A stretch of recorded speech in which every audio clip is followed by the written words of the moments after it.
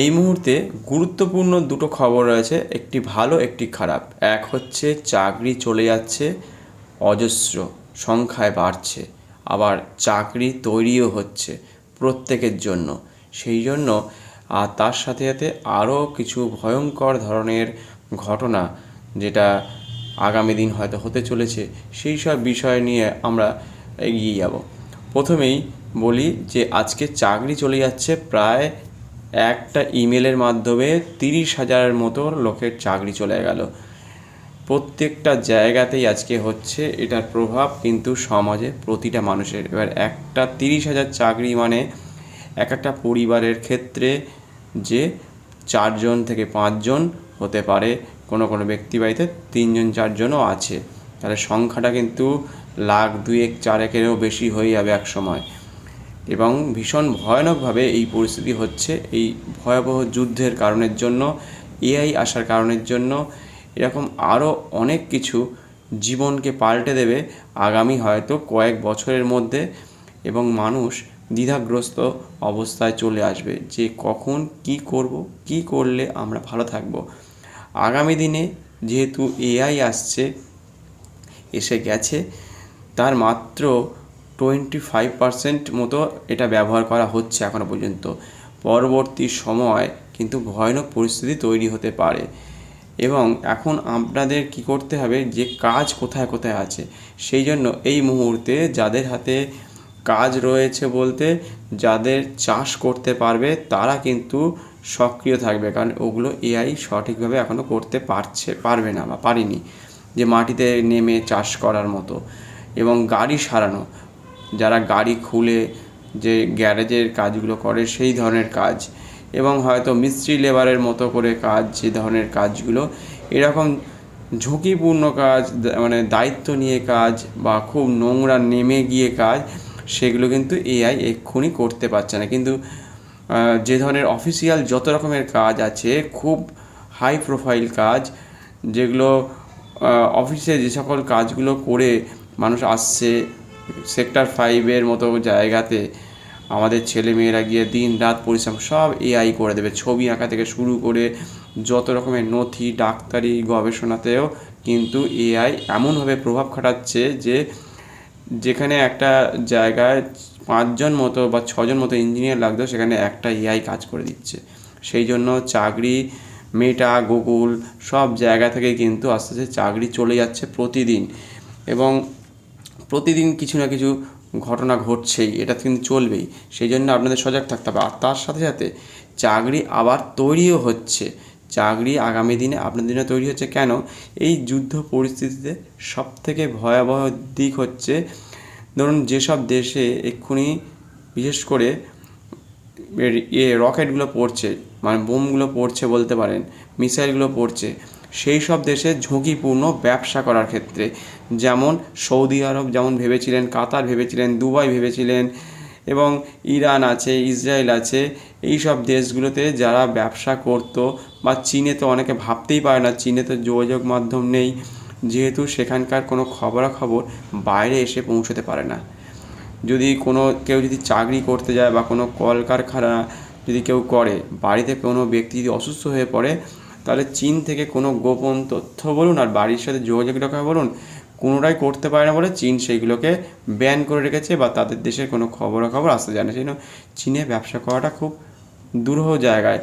শুধু ঝাঁ চকচকে বিল্ডিং আর ঝাঁ চকচকে রাস্তা, হয়তো খুব কম সময়ের মধ্যে হয়তো আপনি দুবাইতে বা এরকম বড় বড় ফার্স্ট কান্ট্রি যেগুলো ভালো করে এখন উপার্জন করছে, তেল ও গ্যাস বিক্রি করে তারা বড়লোক হয়েছে, তারা কিন্তু চকচকে করে রেখেছে রাস্তা। খুব দ্রুত আপনি এক জায়গা থেকে আরেক জায়গায় পৌঁছে যাচ্ছেন।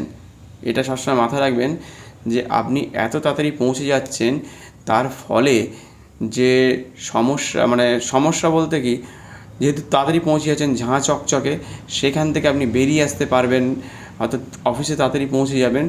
কিন্তু সেখানেই আজকে যে নিরাপত্তা ছিল, আজকে ভেবেছিল দুবাইতে বা ইউএইতে কোনো দিনই যে বোমা পড়বে না বা মিসাইল পড়বে না, সেটা কিন্তু আজকে কিন্তু আর নেই। সবাই বুঝে গেছে যে যখন তখন কিন্তু সেখানে বোমা পড়ছে। প্রায় 30% বেশি সেখানে ইরান কিন্তু বোমা ফেলে দিয়েছে অলরেডি, অন্যান্য দেশের থেকে সব থেকে বেশি। তা সেই জন্য এখন ঝুঁকিপূর্ণ জায়গায় এসে দাঁড়িয়ে গেছে। অন্য যেখানে ধরুন রাস্তাঘাট খারাপ, ঝুঁকি নেই, লেবার দাম সস্তায়, সেটা কিন্তু আপনি ইউরোপ বা আমেরিকায় বা আপনার অন্যান্য দেশে কিন্তু পাবেন না। এত সস্তায় লেবার নেই। সেটা কোথায়? একমাত্র ভারত আছে।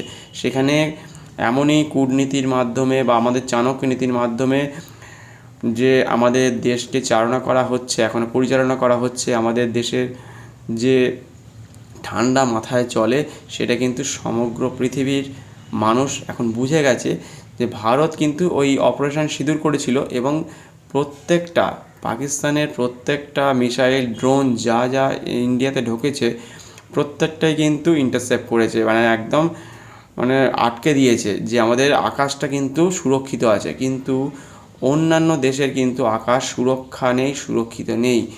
সেই কারণের জন্য অনেক মানুষ যারা বিজনেস করবে বিশেষ করে তারা কিন্তু ইন্ডিয়াকেই একমাত্র বেছে নেবে। সেখানে আর দ্বিতীয় পথ নেই। আপনার রাস্তা হয়তো খারাপ হতে পারে, হয়তো 10টা মিনিট হয়তো সময় লাগতে পারে এক্সট্রা, বা 20 মিনিট কি 1 ঘন্টা সময় লাগতে পারে। সেক্ষেত্রে কিন্তু একটা ভালো দিক বলা যায় যে সে সুস্থভাবে নিজে বেঁচে থাকবে, তার পরিবার ভালো থাকবে, পরিবারের সাথে যোগাযোগ রাখতে পারবে এবং জীবন অন্য রকম হয়ে যেতে পারে। সেই বিষয়ে হচ্ছে সবথেকে ভয়ানক ব্যাপার যে এরকমও জীবন হতে পারে। তাহলে ইন্ডিয়াকে আগামী দিনে একটা বড় প্রাধান্য দিতে পারে প্রত্যেকটা দেশ, যে যুদ্ধ পরিস্থিতিতে ভয়ানক জায়গা থেকে তারা কিন্তু বিজনেস করার একটা ভালো মানে প্রয়োগ জায়গা পাবে, মানে ভালো একটা স্থান পাবে।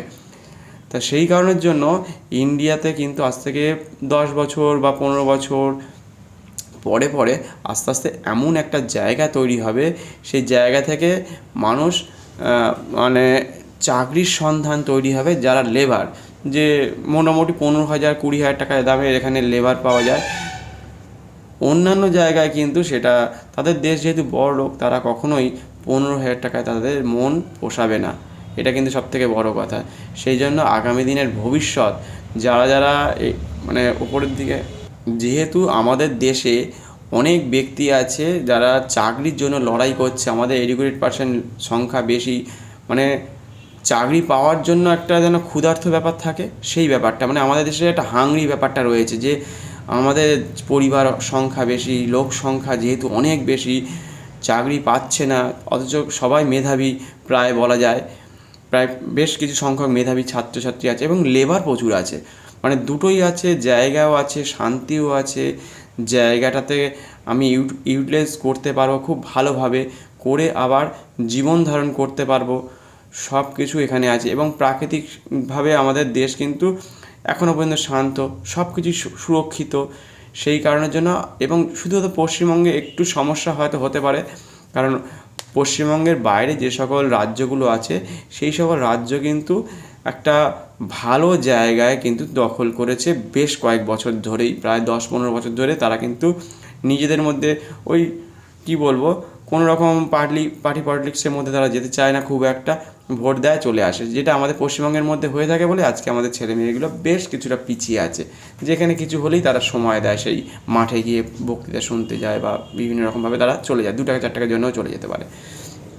সেই জন্য কিন্তু এখানে একটা ভয়ঙ্কর জায়গা তৈরি হতে পারে, যে এখানে যে তারা কাজ করবে কি কাজ হবে কি হবে না সেটা পরে দেখা যাবে, কিন্তু কাজ হবে ভারতবর্ষের মানুষের জন্য আগামী দিন একটা বড় একটা কিন্তু সারপ্রাইজ কিন্তু হতে চলেছে। রাস্তা খারাপ হলেও কিন্তু এইটা কিন্তু থাকছে, লেবারও থাকছে, এবং চাকরির জন্য আগামী দিন আপনাদের তৈরি হতে হবে।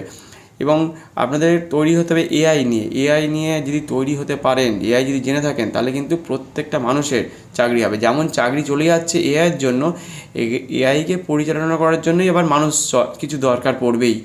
সেই জন্য আপনাদেরকেও তৈরি হতে হবে ওই এআইয়ের জন্য। আর বেশ কিছু জায়গায় সিসিটিভি দেখছেন যে বন্ধ হয়ে যাচ্ছে, কারণ ইরানে যে আয়াতুল্লাহকে যে মেরে ফেলেছিল সিসিটিভির কারণের জন্য, যে আপনার বাড়িতে যে সিসিটিভিটা লাগানো হয়েছে সেটা খুব কম মানে বা সব সিসিটিভি সমান গুরুত্বপূর্ণ, বা অনেকে ভাবছে সবই বোধহয় এক, সেটা নয়।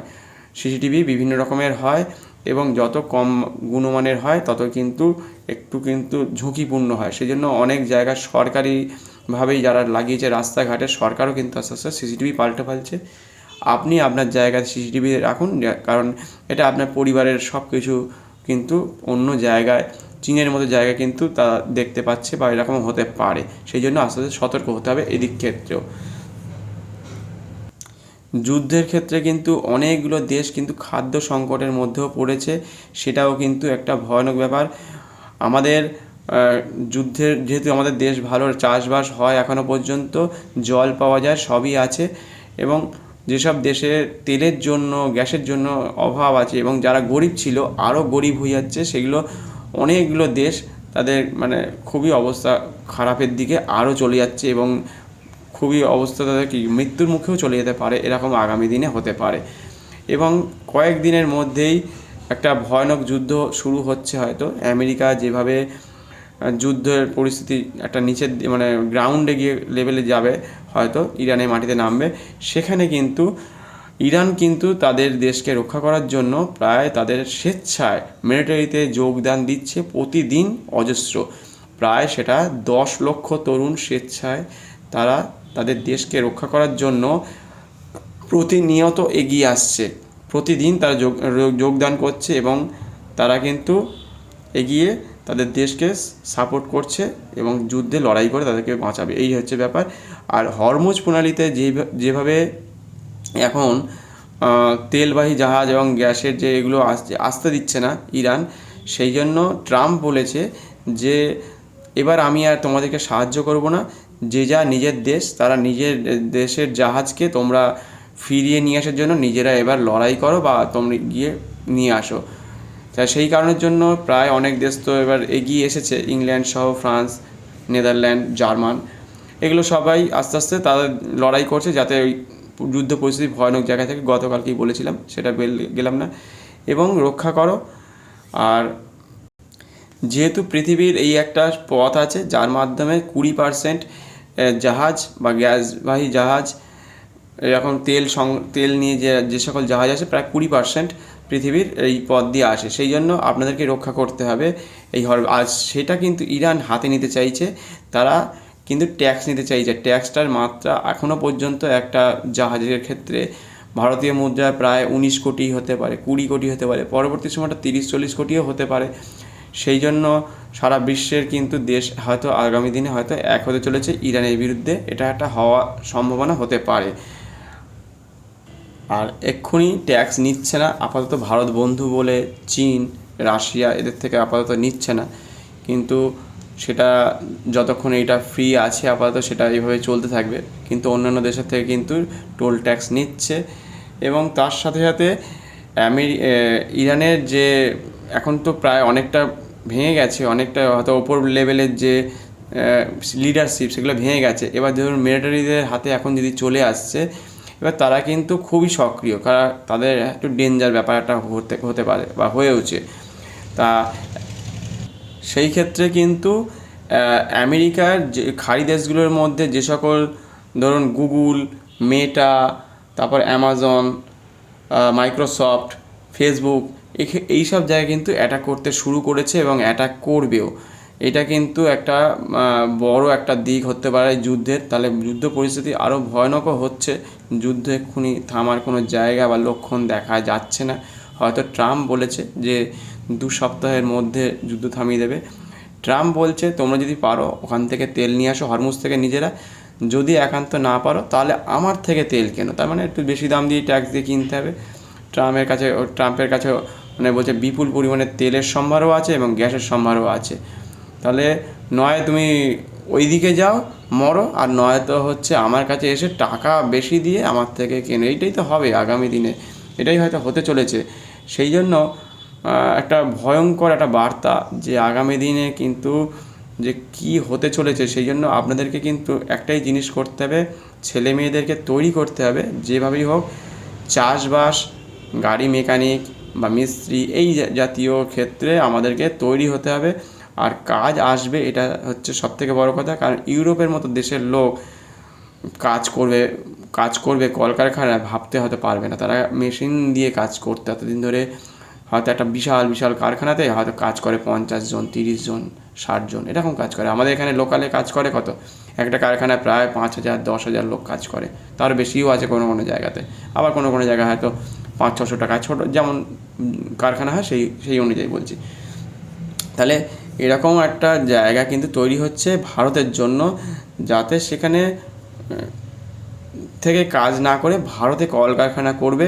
সেই জন্য আমাদের ছেলেমেয়েদেরকে অবশ্যই তৈরি থাকতে হবে। এই যুদ্ধ পরিস্থিতি প্রত্যেকটা মানুষের জীবনকে যেমন পাল্টে দিচ্ছে, তেমন আবার ভালো দিকও হতে পারে ভারতের ক্ষেত্রে।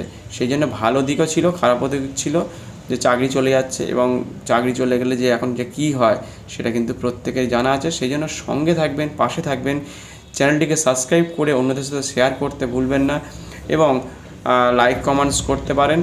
আর আগামী দিনে আরও বেশ কিছু এরকম মোটিভেশনের কথাবার্তা বা এই ধরনের কিছু কথাবার্তা নিয়ে, যুদ্ধ পরিস্থিতি আরও কিছু ভিডিও নিয়ে আসব, যার ফলে আপনাদের কিছু উপকারে আসতে পারে। সেটা হলে আমার খুবই ভালো লাগবে। সঙ্গে থাকবেন, চ্যানেলটিকে সাবস্ক্রাইব করে পাশে থাকবেন। আজকের মতো এখানেই শেষ করলাম। প্রত্যেকে ভালো থাকবেন, সুস্থ থাকবেন। ধন্যবাদ, নমস্কার।